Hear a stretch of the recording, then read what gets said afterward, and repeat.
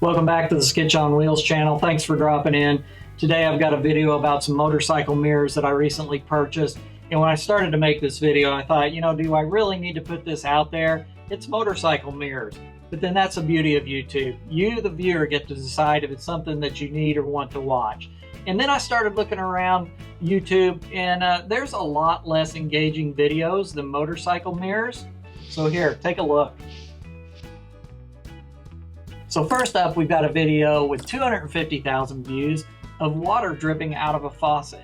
I know bar mirrors are more exciting than that.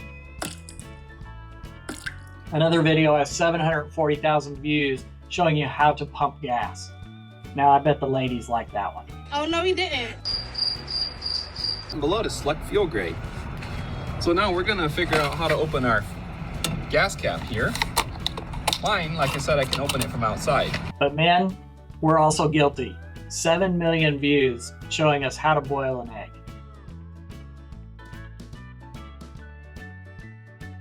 We also have 10 million views of a video entitled The Most Unsatisfying Video Ever.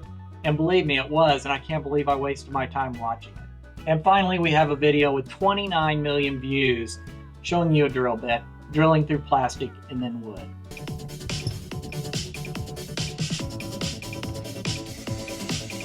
I'm going to do a video about these motorcycle mirrors, and I know it's got to be more interesting than those other videos. At least a little bit, maybe. Before we go out to the garage and install, let's take a quick look at what I got. So you get one package here that has the attachment ball, which the clamp goes onto, plus a lot of different bolts here. I know there's some with different types of threads. Some of your bikes have reverse threads. So you've got a ton of bolts here, and we're going to go through it. We're going to see what the Suzuki needs. Next up, we've got the actual clamp.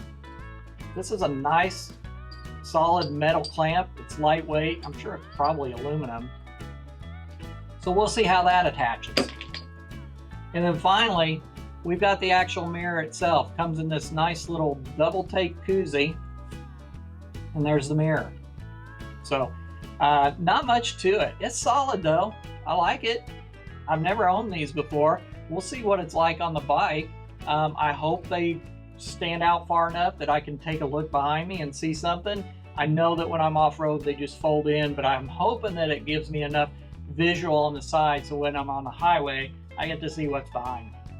But let's head out to the garage and let's install these Doubletake Enduro mirrors. Let's take a little closer look at what parts we got with the Doubletake Enduro mirrors. So first off, what do we got here? We got a bunch of different bolts, different sizes, different threading. So some of them are reverse, some of them aren't. And this here is the ball mount that's at the base. This is a 4.7-inch arm. So one of these ends, the bigger end, will attach to this ball, and the smaller end will attach to the mirror here. And the mirror is highly reflective, but always remember, things that appear in the mirror could be closer than what they appear. So the way most things are today, you're going to get yourself a QR code, you're going to scan that into your phone, and then what you're going to get is some instructions. And it looks like we got a YouTube video instruction. So I'm not going to show you that. I'm just going to show you what it really is like to put it on the bike. First step, this little plastic grommet, we're going to have to kind of shimmy up to where we can get to the bolts underneath it. So with this DRZ, this is a 17 millimeter. Now there's times where these are two separate bolts and you have to tighten those or undo those separately. For some reason, this is coming out just as one piece. So this side's going to be really easy. So we'll mount the right side first. So when it comes to the Suzuki, it's going to take this normal thread bolt. These here are reverse threaded, and then this is the same as this one, except it's more coarse. I've located the correct bolt for the Suzuki. So what you're going to do is you're going to place it in the ball mount, and this lock washer goes at the bottom across the base, and then we just screw that in and tighten it. And it does say that it's recommended that it's 8 Newton meters for the torque spec. So we got that, that's pretty tight. I used a 5/16 hex socket. So on this arm, there's a larger opening at the bottom than the top. It says patent pending on the bottom. We're gonna slide that onto the ball, and then we're gonna come in here and put the mirror ball into the top. And then we just use our twist here to tighten it, not too tight. And then what we'll do is we will put it in a position that works for us. Let's get out in a little bit of traffic here and see how well we can see cars behind us. I am not really prepared to ride, which is not what I'd recommend as far as my equipment. I'm just going to take a quick little ride. So this is what we can see out the back on the Doubletake mirrors. And this is what we see out on the stock mirrors. And like I said, the mirrors that are ADV mirrors from Doubletake are a little bit bigger, kind of like the stock mirrors. But I wanted something with a little bit smaller profile, because I will be riding some single track stuff. And I want to make sure that, you know, I don't lose a mirror or whatever. I don't know, I'm sure the other bigger ones are just as well and fine also. But I'm just trying to limit the profile up front. But we know by watching so many people on videos that these stock mirrors on any bike, if you're off-road and you drop the bike, they're going to be gone. And then you don't have any mirrors.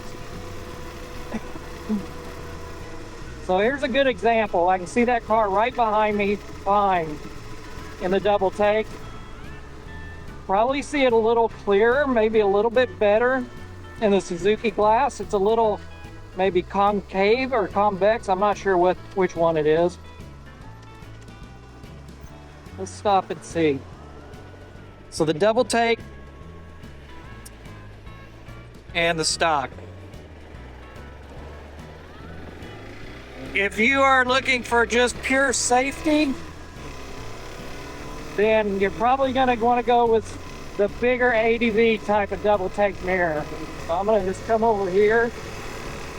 I can see well. I mean, I can see just as fine. I mean, I really could see a good amount from that Doubletake mirror. It's dirty. I need to clean it, but I can see okay. All right, so I've pulled up into the parking lot here. And I'm gonna get a good view of both these mirrors with two cars that are parked straight behind me. And this is a good test. So I can see a good amount on the Doubletake mirror. I mean, I'm not gonna miss that car right there. And this side, you see the whole truck. It is a bigger view here, I will say, than what we have here on this side. But it's not bad. If you don't mind looking around left or right, you're going to get just as much a view on this side. Now, would the Doubletake ADV mirrors mimic the stock more? Sure they would. And that might be a better option for some of you. For me, I just like the low profiles I can get. I got a lot of stuff going on up here, and less is better for me. Now, this is why we got the Doubletake mirrors. They can take some abuse. If this bike goes down, this mirror is breaking, okay? If this bike goes down, this mirror is gonna collapse. So it's either gonna go in or it's gonna go out. It's not gonna damage the mirror. Now, it could break the mirror itself, and if that happens, then I'll just buy a replacement mirror for that. But for the most part, it's gonna collapse, and I'm gonna get up, pick up the bike, and have a mirror again. So that's why I got it. This is such a popular mirror. It's been out for years. You don't need me to tell you it's a good mirror, but hopefully I give you a little bit of view of what it's like versus a stock Suzuki DRZ4S mirror. I'm gonna head back to the garage. We're gonna put the second mirror on. There you have it, the Doubletake Enduro mirrors. We got them on the DRZ4S. They look good. I can see well with them. Can you see better with their bigger ones? Probably. Maybe not as well with their smaller ones. You know, it all makes sense. It's all relative to size. But these do really well out on the road. I'll see how they do over a long-term test. You know, I think the big key is when I drop the bike, it's not going to break the mirror. At least I hope it doesn't break the mirror. So thanks for watching. If you do me a favor, subscribe to the channel, give me a thumbs up, leave a comment. Check out my affiliate links in the description if you want any of those products. And I'll see you in the next video. Is that 80s or is that 70s?